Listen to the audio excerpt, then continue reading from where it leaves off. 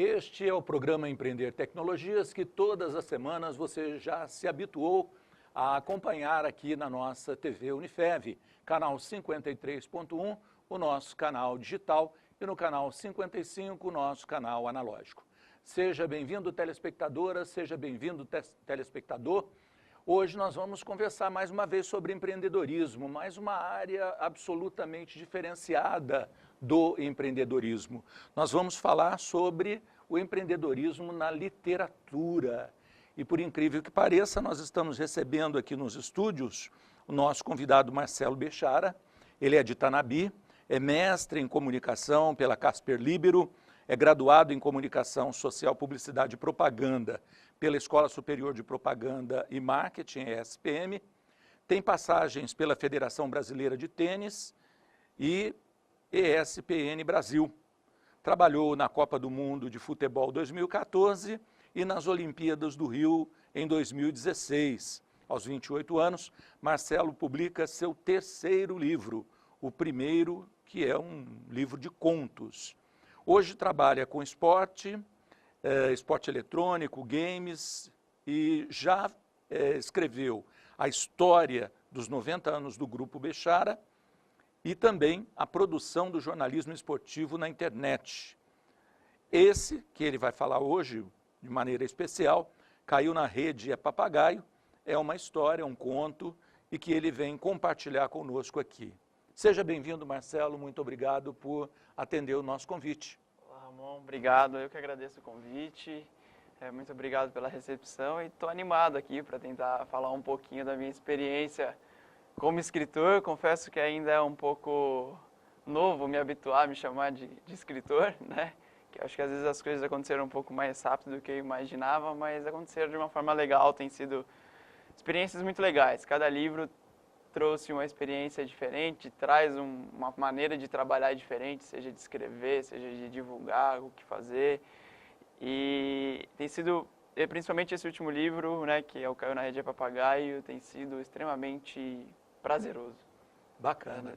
Às vezes as pessoas pensam que o escritor ele só é escritor, né? Mas às vezes ele tem outras atividades também e escreve, né? É um psicólogo que escreve livros, é um historiador que também gosta de escrever.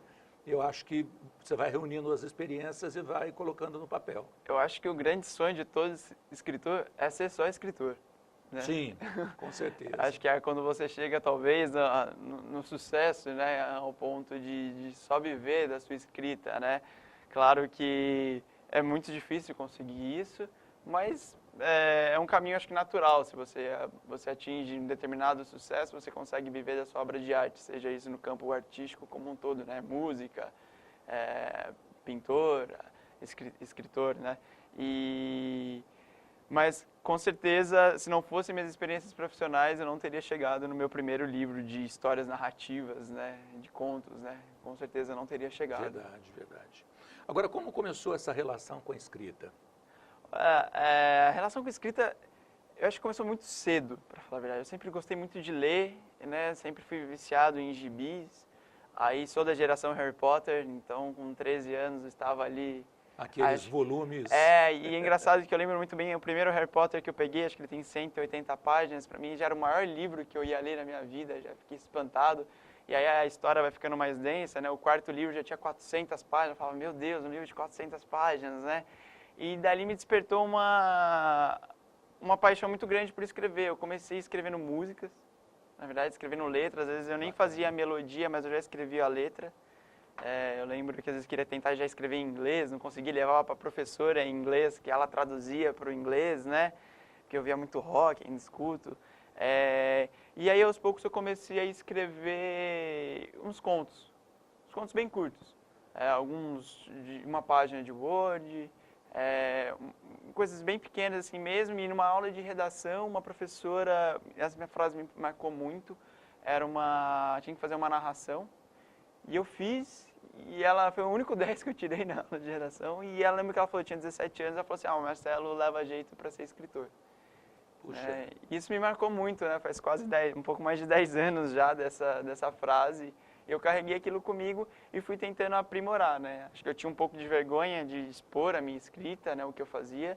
Comecei a criar blogs na internet, comecei a escrever, vou inventar um conto para treinar de escrição, né, descrever o ambiente, descrever isso.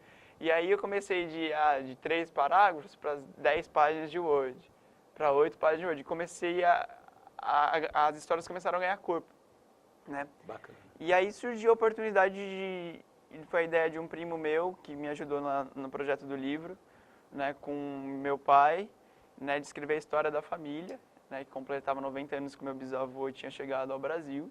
E aí eu levantei a mão e falei assim, olha, eu escrevo. Né? Ótimo.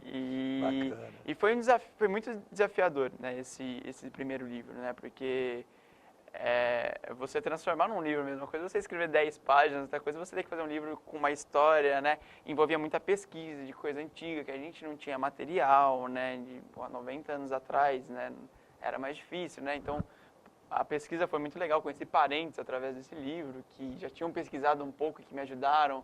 Conheci uma prima do Líbano, que mora no Líbano, através do Facebook, né, que me ajudou com algumas informações.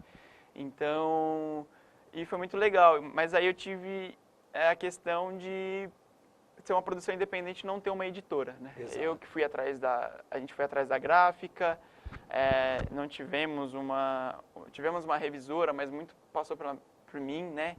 E quando você tem uma editora, que eu fui descobrir alguns anos depois, ela reescreve algumas partes sua melhor. Ela fala, olha, acho que fica melhor assim, fica melhor de tal jeito, com essa palavra, né? Sempre os grandes escritores dizem que sempre atrás de um grande escritor existe um grande editor, né? Uma grande revisor. Sem dúvida. Né? E isso eu não tive no livro. A gente teve uma pessoa que revisou, só que foi muito mais aquela coisa gramatical, não a questão do livro em si. Acho que talvez seja melhor você reescrever esse parágrafo de outra forma, ficou um pouco confuso aqui. Mas na época foi o livro que eu cheguei à conclusão e falei assim, olha, realmente acho que eu consigo escrever, porque eu me superei bastante, consegui dar corpo para pequenas entrevistas que a gente tinha, né? Eu consegui dar corpo para um livro e ali eu falei, acho que estou no caminho certo. Não imaginava que eu iria publicar um livro, né, que foi o meu segundo livro, um pouco tempo depois. Claro. Né? Mas eu sabia que, é um caminho, é possível escrever um livro. Sim. E o que eu acho interessante, imagino, é que esse livro que conta a história dos 90 anos da sua família, ele também acaba sendo uma contribuição importante para o grupo familiar e ajuda a preservar a memória. Sim, é um livro de memórias, né? Acho que talvez tinha muitas histórias que nem nós da família sabíamos, né? E fomos descobrindo através de pesquisa, né? E são 90 anos, né? É muita coisa, é muita história, é muita superação, muitas felicidades, tristezas. Então foi como realmente consolidar tudo o que a família viveu, passou, em formato de memória. Então, quando meu avô viu o resultado, meu tio-avô, foi muito gratificante, assim, ver que, olha... O Brasil deve ter muitas famílias sexagenárias que vieram de outros países, inclusive Europa também, centenárias até. Então, quer dizer, esse deveria ser quase que um hábito familiar. Sim. Né? Toda família ter o seu escritor. Sim, seria muito legal. Não tenho dúvidas que toda família tem muita história. Sem dúvida, sem dúvida. E aí a gente teve a oportunidade de fazer e realmente ficou um trabalho legal, uma capa muito bonita. E consolidar toda essa história, né, que começou hoje já há mais de 90 anos, né, e foi muito prazeroso, assim, muito legal. Antes da gente falar desse último trabalho seu, eu queria te fazer uma pergunta sobre esse aqui, né, produção do jornalismo esportivo na TV. Eu vou fazer a pergunta, mas eu tenho quase certeza que está ligado ao teu ramo de formação. Não é isso? Faz parte do seu mestrado, tem conteúdos daí dos seus estudos de comunicação? Sim, eu sou formado em publicidade, né? Mas sempre tive... Acho que hoje em dia eu enxergo comunicação tudo como uma coisa só. Né? Mas na faculdade nós somos obrigados a escolher alguns caminhos. Mesmo na faculdade de publicidade eu tinha muita vontade de trabalhar com jornalismo. Né? Meu primeiro trabalho com jornalismo, eu cheguei a trabalhar num site pequeno. Aí eu fui para fazer assessoria da Confederação Brasileira de Tênis, não tinha muito contato com assessoria, mas me apaixonei. Só que dali eu tinha vontade de ter experiência como repórter, né, o outro lado do balcão, né, que eu achava que eu tinha nascido para escrever reportagem, que eu queria muito viver aquilo.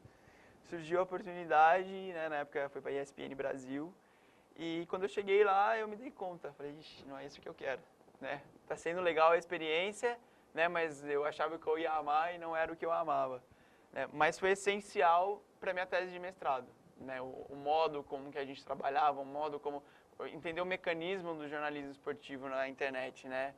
Que é o tema específico, né? Como funciona as redações, como funciona a construção de pauta, como é que funciona as entrevistas, até a divulgação, matérias caça-cliques, né? O que a gente faz para a audiência, o que a gente não faz, né? Legal. E aquilo me deu uma vontade de... Eu não concordava muito com algumas coisas, com o modo de sistema de produção que a gente fazia, e aquilo me deu a ideia de pesquisar, né? Eu até então não imaginava que seguiria carreira acadêmica, mas resolvi fazer o mestrado, me encantei com a área acadêmica, gosto bastante.